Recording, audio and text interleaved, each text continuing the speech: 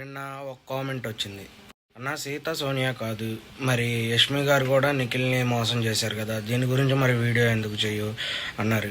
అయితే యష్మి గారు నిఖిల్ని అప్పుడు నిజంగానే మోసం చేశారు. ఎందుకంటే సోనియా వాళ్ళు చెప్పినప్పుడు అవును తను నాకు నో అని డైరెక్ట్గా అయితే చెప్పలేదు అని చెప్పారు. అప్పుడు నిఖిల్ షాక్ అయ్యి అలాగే ఉన్నాడు. ఆ తర్వాత యష్మి గారు అందరు హౌస్మేట్స్ని కూర్చోబెట్టి నిఖిల్ ఏమి నా ఫీలింగ్స్తో ఆడుకోలేదు అని క్లారిటీ ఇచ్చారు. తర్వాత వీళ్ళు అలాంటి క్లారిటీ కూడా ఏం అవ్వలేదు కదా, తను క్లారిటీ ఇచ్చారు.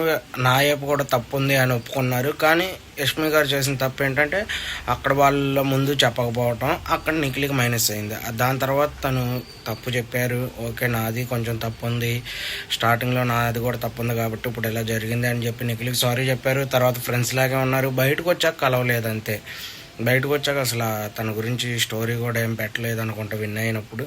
ఇంకా మరి వీళ్ళు కలుస్తారో కలవరో అయితే తెలియదు. కానీ తనైతే తర్వాత ఒప్పుకుంది కదా తప్పు, వీళ్ళు అసలు అది కూడా చేయలేదు అని నేనైతే అంటున్నాను. అయితే ఇష్మిత్ తప్పు ఉందంటే ఉంది, ఒక 40-50% ఉంది. కానీ వీళ్ళలాగా అయితే లేదు అని నా పాయింట్ ఆఫ్ వ్యూలో నాకు అనిపించింది. మీకేమనిపించిందో కామెంట్లో అయితే మెసేజ్ చేయండి. అలాగే ఇంకేమైనా వీడియోలు కావాలంటే కింద కామెంట్లో మెసేజ్ చేయండి, దాని గురించి వీడియో అనేది చేస్తాను. Okay bye friends. మీరు ఎవరు తప్పు అనుకుంటున్నారో కామెంట్లో మెసేజ్ చేయండి, మర్చిపోకండి.